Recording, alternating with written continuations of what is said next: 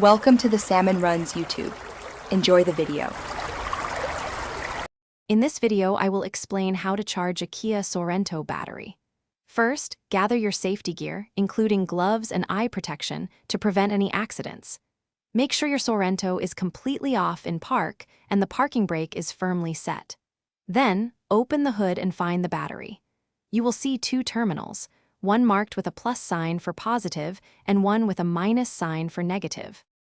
Now, let's connect the charger.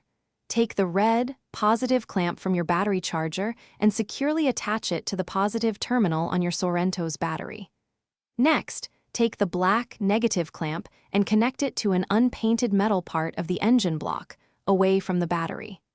This helps prevent sparks near the battery, ensuring a safer connection. With the clamps securely in place, plug your battery charger into an electrical outlet.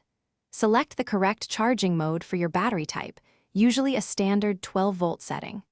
The charging process can take anywhere from 4 to 24 hours, depending on how depleted your battery is. Keep an eye on the charger's indicator. A full charge usually shows around 12.6 volts or more. Once your Sorento's battery is fully charged, it's time to disconnect everything safely. First, unplug the charger from the wall outlet.